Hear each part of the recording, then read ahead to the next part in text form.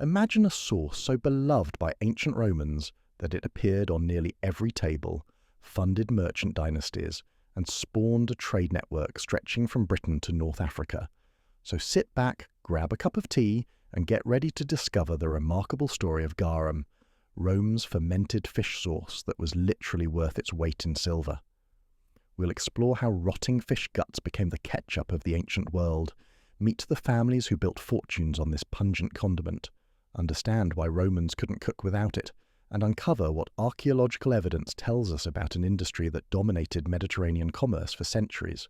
In the bustling fish markets of ancient Carthago Nova, modern-day Cartagena in Spain, the air hung thick with the mingled scents of fresh catch and something far more pungent, the unmistakable aroma of fermenting fish.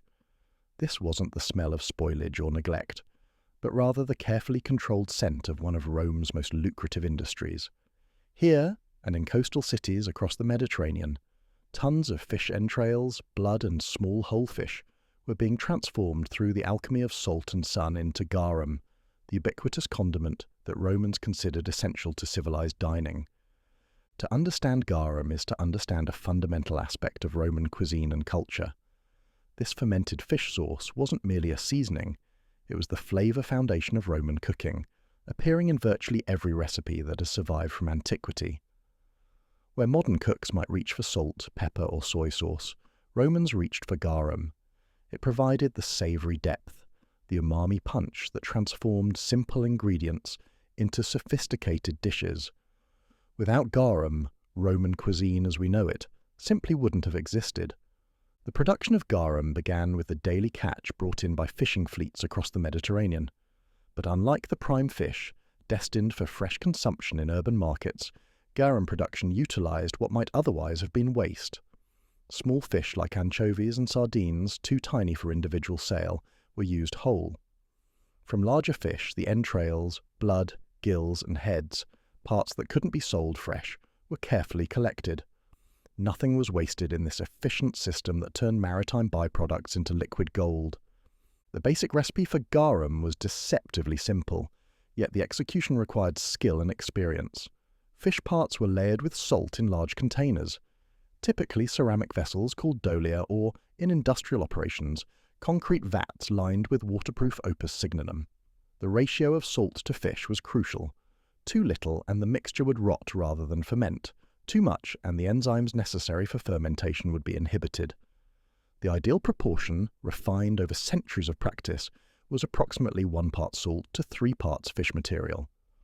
Once layered, the mixture was left to ferment under the Mediterranean sun. This wasn't a process that could be rushed. The enzymatic breakdown of proteins into amino acids, the source of garum's distinctive umami flavor, took time. During the summer months, when temperatures were highest, the process might take 2 to 3 months. In cooler weather, it could extend to 6 months or more. Throughout this period, the mixture required regular stirring to ensure even fermentation and to prevent the formation of unwanted molds or bacteria.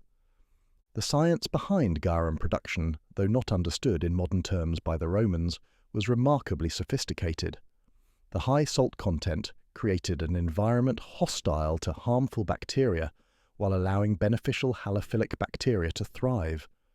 These salt-loving microorganisms, along with enzymes naturally present in the fish viscera, broke down proteins into amino acids and peptides.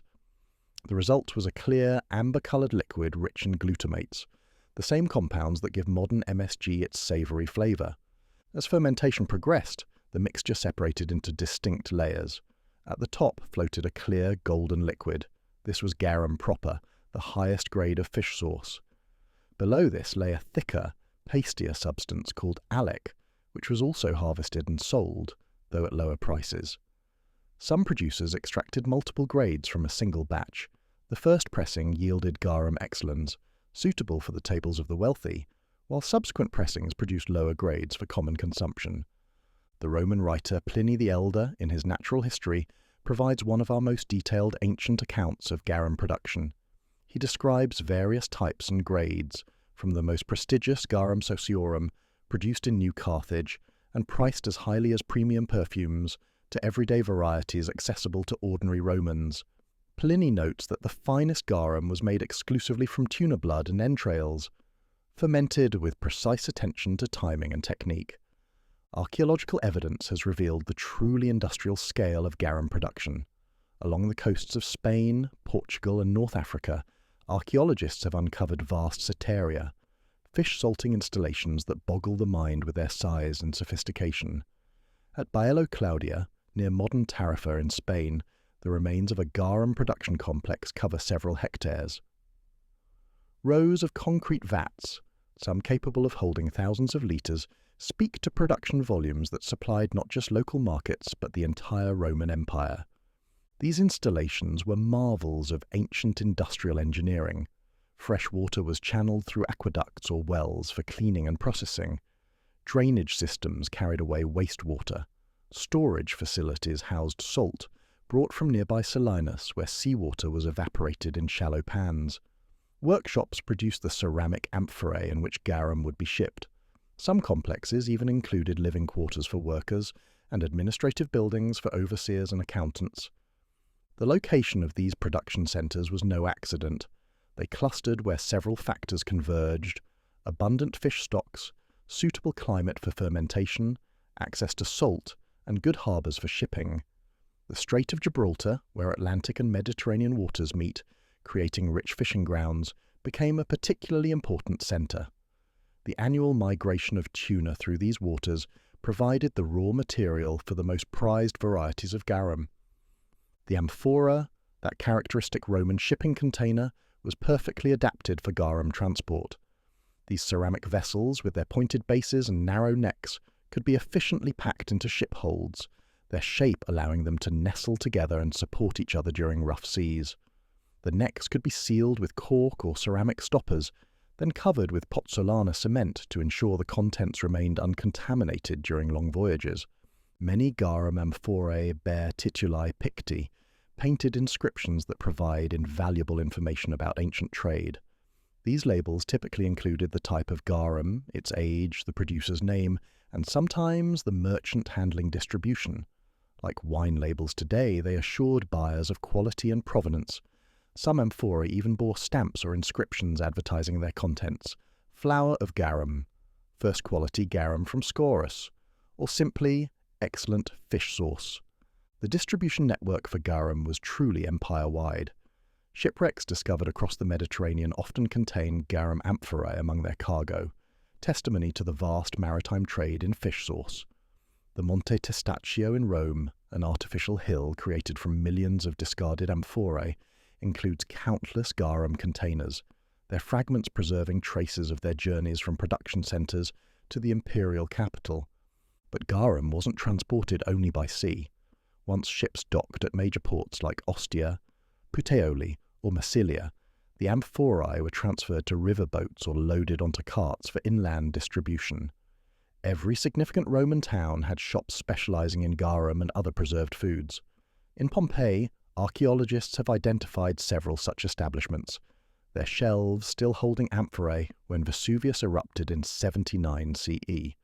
The economics of garum production created immense wealth for successful producers. Perhaps no family exemplifies this better than the Scaurii of Pompeii. Aulus Umbricius Scaurus built a commercial empire on fish sauce, his products found throughout Campania and beyond. The family's grand house in Pompeii, with its elaborate mosaics depicting the source of their wealth, including images of garum amphorae, proclaimed their success to all who entered. Scaurus wasn't content with merely producing garum, he revolutionized its marketing. His amphorae bore distinctive stamps and painted labels that functioned as brand identifiers. Some proclaimed the contents as Scaurus's flour of garum. Others specified the fish used or the production location. This early form of branding helped consumers identify and request specific products, building customer loyalty that translated into commercial dominance. The wealth generated by garum wasn't limited to producers. Merchants who specialized in its distribution, shippers who transported it, and retailers who sold it, all profited from Rome's insatiable appetite for fish sauce. Tax records and commercial documents preserved on papyrus from Roman Egypt show garum among the most frequently traded commodities. its value often exceeding that of wine or olive oil. In the kitchen, garum was indispensable. The cookbook attributed to Apicius, our most complete source for Roman recipes, mentions garum in nearly every dish. It appears in sauces for meat, marinades for vegetables, dressings for salads, and even in sweet dishes where its salty savoury notes provided complexity. Romans didn't simply pour garum over finished dishes, they incorporated it throughout the cooking process, building layers of flavour. One popular preparation was vinogarum, garum mixed with wine, often reduced by cooking and enhanced with herbs and spices. This sauce appeared on Roman tables much as ketchup or mustard might today, a universal condiment suitable for enhancing almost any dish. Another variant, oxygarum, combined garum with vinegar, creating a sharp, pungent sauce particularly favoured with vegetables and cold dishes. The Roman palate, trained from childhood to appreciate garum's complex flavours, found food without it bland and unfinished. This created a self-reinforcing cycle. As Roman culture spread through conquest and colonization, so did the taste for garum. Britons, Gauls, Germans, and others who adopted Roman ways also adopted Roman cuisine, creating new markets for fish sauce far from the Mediterranean. Social distinctions played out through garum consumption as they did in all aspects of Roman life. The wealthy could afford garum sociorum or other premium varieties, their tables graced with the clearest, most refined fish sauces. Middle-class Romans purchased standard garum, while the poor made do with alec, or the lowest grades of fish sauce. Yet even slaves and the urban poor had access to some form of garum, testament to its fundamental role in Roman cuisine. Literary sources provide vivid glimpses of garum's place in Roman society. Martial, the epigrammatist, mentions sending gifts of premium garum to friends and patrons, clearly considering it a present worthy of cultivation relationships. In one poem, he jokes about garum so fine it could be drunk straight, though he admits this would be an expensive indulgence. Seneca, ever the moralist, complained about the smell of garum production but admitted its culinary necessity. The odour of garum production was indeed its most controversial aspect. The fermentation process produced a powerful smell that many found offensive. Pliny notes that garum factories were relegated to the outskirts of towns due to the stench. Archaeological evidence supports this. Major production centres were typically located downwind from population centres, or in separate industrial quarters where other malodorous activities like tanning and fulling were concentrated. Yet the finished product, properly filtered and aged, had a much milder aroma. Roman writers describe well-made garum as having a pleasant, almost wine-like scent. The offensive odours associated with production dissipated once fermentation was complete and the liquid was strained and clarified. This transformation from putrid-smelling mash to refined condiment parallels many fermented foods, from cheese to soy sauce, that undergo similar aromatic journeys. Military demand for garum represented a significant market segment. Roman soldiers, whether stationed on Hadrian's Wall or patrolling the Parthian frontier, expected their rations to include garum. Military supply records preserved at sites like Vindolanda show regular shipments of fish sauce arriving for the troops. This military distribution system helped spread the taste for garum to the furthest corners of the empire. The standard military ration included not just garum for immediate consumption, but also the knowledge of how to produce makeshift versions when supplies ran low. Soldiers stationed near coastlines might produce their own rough garum from local fish, while those inland learned to create substitutes from available materials. This military appreciation for garum continued long after soldiers retired, as veterans settled in colonies throughout the empire, bringing their culinary preferences with them. Religious and medicinal uses of garum extended beyond the culinary sphere. Some mystery religions incorporated garum into ritual meals, its consumption marking initiates as participants in Romanized culture. Medical writers recommended garum for various ailments. Pliny suggests it for dog bites, dysentery, and ear infections. While modern medicine might question these applications, garum's high salt content and fermentation-derived compounds may have provided some antimicrobial benefits. The advent of Christianity initially had little effect on garum consumption. Early Christians, many from humble backgrounds already accustomed to simple fare enhanced with fish sauce, saw no conflict between their faith and this dietary staple. Indeed, garum's basis in fish, a symbol adopted by early Christians, may have given it positive associations. Monastic communities in late antiquity continued producing and consuming garum, adapting ancient techniques to their needs. Regional variations in garum production developed as the industry spread. Hispanic garum, particularly from Baetica and Lusitania, dominated markets through superior quality and efficient production. African garum, produced along the coasts of modern Tunisia and Libya, competed through volume and competitive pricing. Even Gallic producers entered the market, creating garum from Atlantic fish species unfamiliar to Mediterranean palates. Each region's garum reflected local fish populations and production techniques. Black Sea producers utilized anchovy runs to create their versions. Egyptian manufacturers incorporated Nile fish into some preparations, though Mediterranean varieties were preferred. This regional diversity meant that cosmopolitan Romans could choose from a variety of fish sources, each with distinct flavor profiles and price points. The technology of garum production evolved throughout the Roman period. Early producers relied on simple earthenware vessels and natural fermentation. By the imperial period, purpose-built facilities incorporated innovations like temperature-controlled fermentation rooms, mechanical stirring devices, and multi-stage filtration systems. Some installations featured elaborate systems of vats at different elevations, allowing gravity flow processing that minimized labor while maximizing quality. Quality control became increasingly sophisticated as the industry matured. Producer associations established standards for different grades of garum. Municipal officials in production centers inspected facilities and could fine producers for substandard products. This regulatory framework protected consumers while maintaining the reputation of regional production centers. Stamps and seals on amphorae functioned as quality guarantees, with forgery severely punished. The peak of garum production probably occurred in the 2nd century CE, when the Roman Empire reached its greatest extent and prosperity. Archaeological evidence from this period shows production facilities operating at maximum capacity, with new installations being built to meet ever-growing demand. Trade routes hummed with garum shipments, and fortunes continued to be made in fish sauce. However, the 3rd century crisis that shook the Roman Empire affected garum production, as it did all aspects of economic life.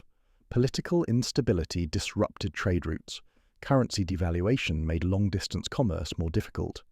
Some production centers were abandoned as coastal regions became vulnerable to piracy. Yet demand for garum persisted, leading to more localized production and simplified distribution networks. The division of the empire into eastern and western halves created divergent garum traditions. In the Byzantine East, fish sauce production continued, much as it had during the unified empire, with Constantinople replacing Rome as the primary market. Byzantine texts described garos, their spelling, remaining popular through the medieval period.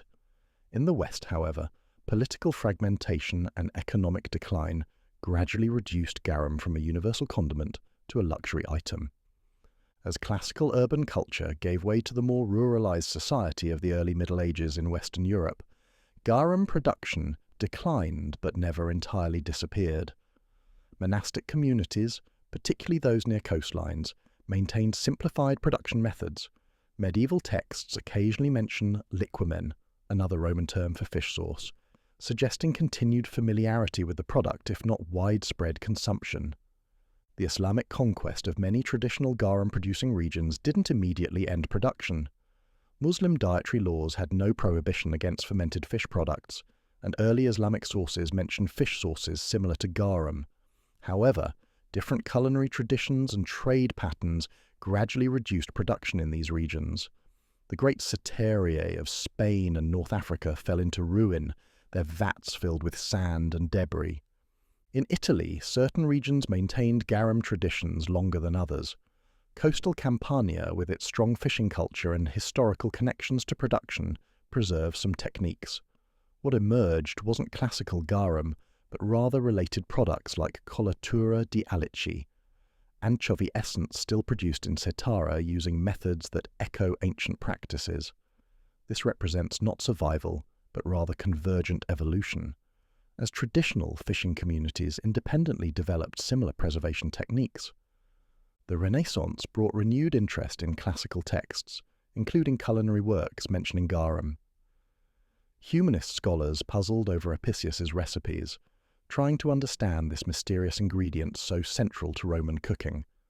Some attempted recreations based on textual descriptions with mixed results.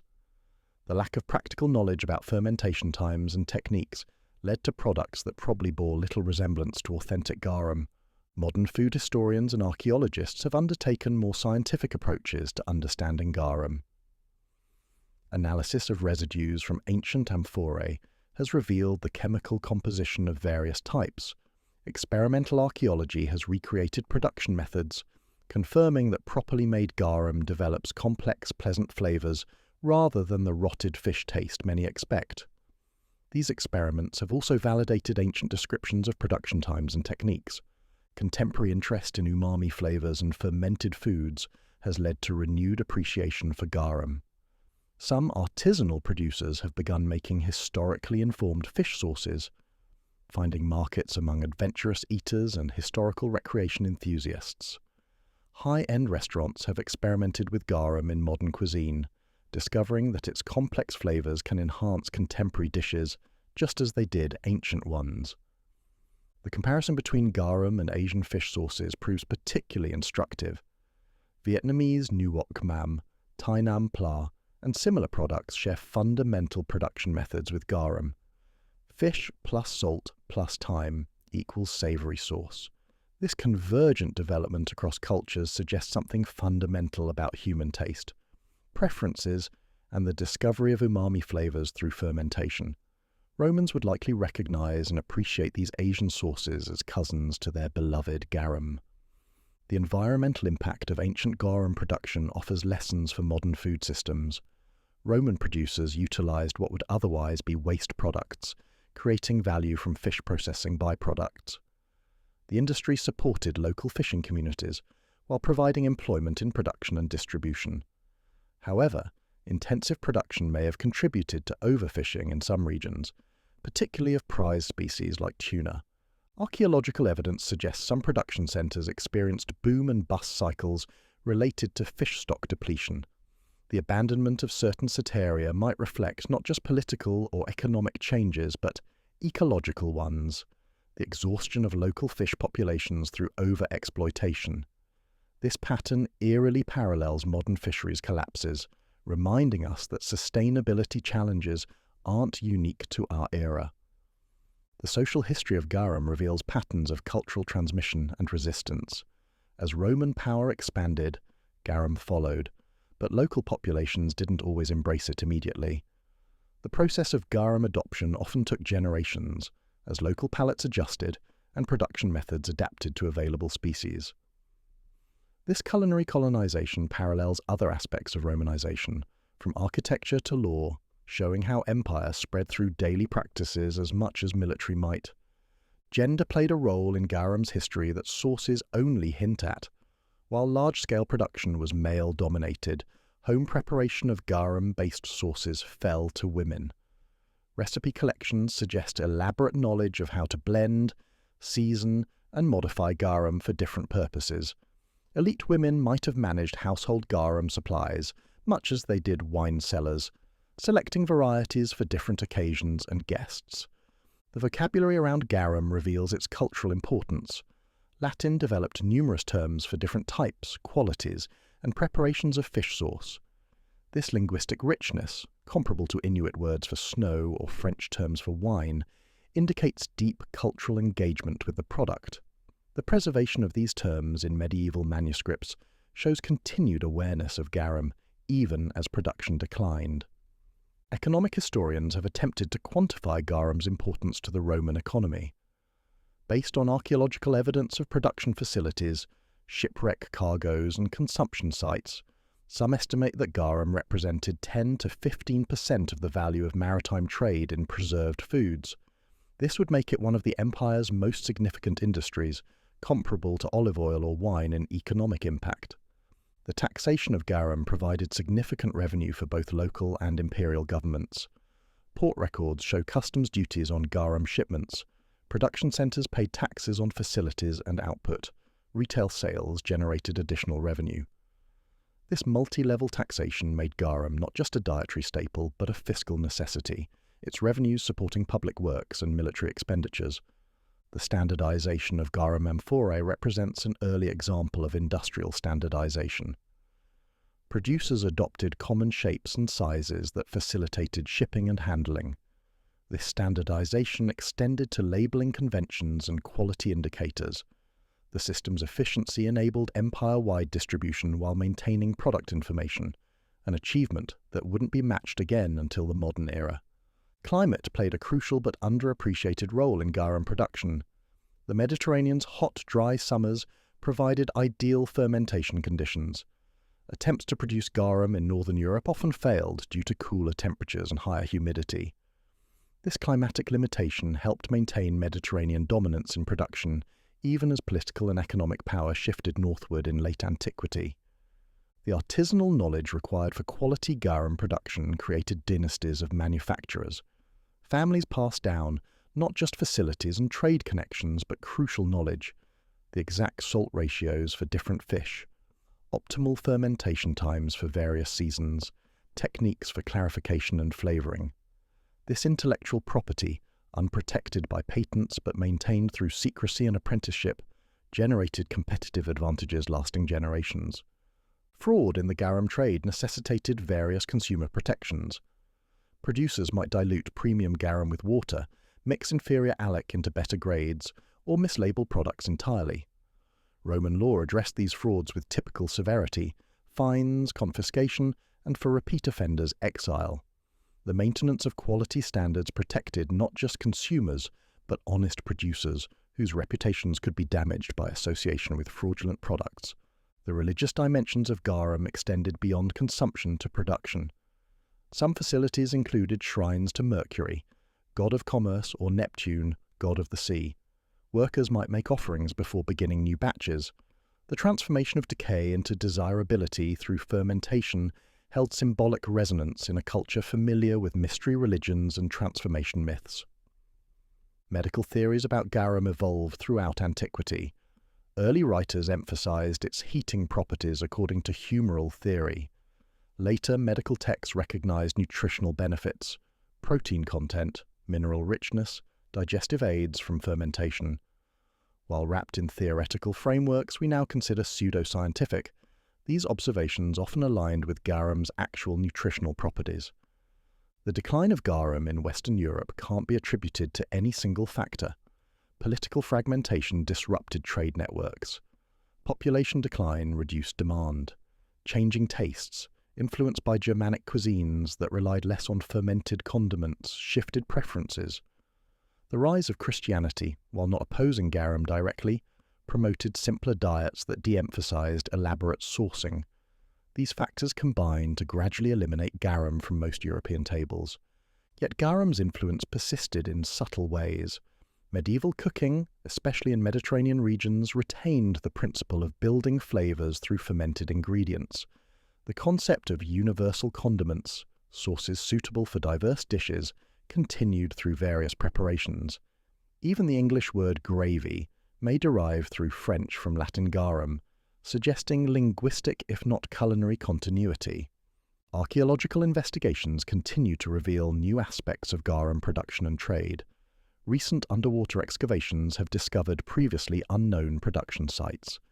Analysis techniques now allow identification of garum residues in cooking vessels, revealing consumption patterns. Each discovery adds detail to our understanding of this vanished industry that once employed thousands and fed millions. The cultural memory of garum raises questions about food traditions and their transmission. How does a nearly universal condiment disappear from collective memory? Why did some regions maintain fish sauce traditions while others completely abandoned them? These questions illuminate how food culture, seemingly stable and traditional, can undergo radical transformations across generations. Modern attempts to recreate historical garum face numerous challenges. Which fish species best approximate ancient varieties? How long should fermentation continue? What filtering methods produce authentic clarity and flavour? These practical questions highlight how much tacit knowledge was lost with the industry's decline. Even with scientific analysis and careful experimentation, modern garum remains an approximation of the ancient product. The sustainability lessons from ancient garum production remain relevant. Romans created a circular economy where waste became resource, supporting local employment while meeting empire-wide demand. However, they also demonstrated how industrial-scale exploitation could deplete natural resources. Modern food systems face similar challenges in balancing efficiency, sustainability, and scale. The sensory history of garum, its tastes, smells, and textures, challenges us to think beyond visual and textual sources. How did garum taste to Roman palates? How did production smells affect daily life in manufacturing centres? These experiential aspects of history, difficult to recover but crucial to understanding, remind us that the past was lived through all senses, not just recorded in words and images. As we conclude our exploration of garum, we're reminded that food history is never just about sustenance. The story of Roman fish sauce encompasses economics, technology, culture, and identity. It shows how humble ingredients, fish guts and salt, could create wealth, define cuisines, and connect diverse peoples across vast distances. The amphorae that once carried garum now fill museums, mute testimony to a vanished flavour that once defined civilization itself. The legacy of garum extends beyond historical curiosity to contemporary relevance. As modern food systems grapple with sustainability, the Roman example offers both inspiration and warning. As global cuisines rediscover fermentation and umami flavours, garum provides historical context for supposedly novel trends. As we seek to understand how empires rise and fall, the fish sauce trade illustrates how economics and culture intertwine in unexpected ways. In Pompeii today, tourists walk past the restored facades of garum shops, perhaps unaware they're viewing remnants of an industry that shaped ancient life as profoundly as technology companies shape ours. The painted advertisements for Scaurus's products, still visible on ancient walls, represent marketing strategies as sophisticated as modern ones. These connections across millennia remind us that human needs and ingenuity remain constant, even as specific solutions evolve. The story of garum ultimately reflects human creativity in transforming available resources into cultural necessities. What began as a way to preserve fish became a flavour foundation for one of history's greatest civilizations. That transformation, from waste to wealth, from necessity to luxury, from local practice to global trade, exemplifies human adaptability and innovation. These qualities, not monuments or conquests, represent antiquity's most enduring legacy. As our narrative draws to a close, we return to those ancient production centres where tons of fish were transformed into liquid gold. The concrete vats stand empty now, their purpose forgotten for centuries before archaeologists pieced together their significance. Yet in Asian markets, fish sauce production continues using methods Romans would recognise. In haute cuisine kitchens, chefs rediscover umami's power to transform simple ingredients. In these continuities and resurrections, garum lives on, not as a specific product, but as an idea about flavour, fermentation, and the alchemy of taste. The Roman Empire fell, but the human palate's appreciation for complex fermented flavours endures. Garum's story reminds us that empires built on military might and political power rest equally on foundations of daily life: what people eat, how they flavour their food, what tastes signify home and civilization. In seeking to understand ancient Rome, we must understand not just its legions and laws, but its sauces and seasonings, the flavours that made life Roman. Modern fish sauce producers in Vietnam or Thailand might not know their heirs to Roman tradition, yet their products would be instantly recognizable to ancient garum merchants. This unconscious continuity across cultures and millennia speaks to something fundamental in human taste. We are, it seems, hardwired to appreciate the savoury complexity that fermentation creates, to transform decay into deliciousness through salt, time, and skill. The garum amphorae in museums worldwide contain no source, only residues and memories. Yet they transported more than fish sauce. They carried cuisine, culture, and connection across an ancient world. In their broken fragments, we read stories of merchants and sailors, cooks and emperors, all united by appreciation for a sauce made from the humblest ingredients. That unity of taste across vast social and geographic distances represents one of civilization's quiet triumphs. As you finish this exploration of garum's remarkable history, perhaps you'll view fish sauce, whether ancient garum or modern alternatives, with new appreciation. Behind every dash of sauce lies millennia of experimentation, trade routes spanning continents, and fortunes built on fermentation. The next time you encounter umami's savory depth, remember the Roman merchants, Spanish fishermen, and countless unnamed workers who perfected the art of transforming fish into flavor. The story of garum teaches us that food history encompasses far more than recipes and ingredients. It reveals how societies organize production, distribute resources, create wealth, and define identity through taste. These lessons remain relevant as we navigate contemporary challenges around food security, sustainability, and globalization. Ancient Rome's fish sauce empire might seem distant, but its dynamics, innovation, trade, cultural exchange, resource exploitation, continue shaping our world. In the end, garum's greatest legacy might be this reminder: civilization advances not just through grand achievements, but through daily innovations that make life more flavorful. The unknown genius who first mixed fish, salt, and time created something that outlasted empires. That humble beginning led to international trade, technological innovation, and cultural transformation. In fish sauce, as in so many aspects of human history, we find proof that necessity, creativity, and patience can transform the most unlikely materials into something essential. The sauces that flavor our foods tell stories as rich as any chronicle of kings and battles.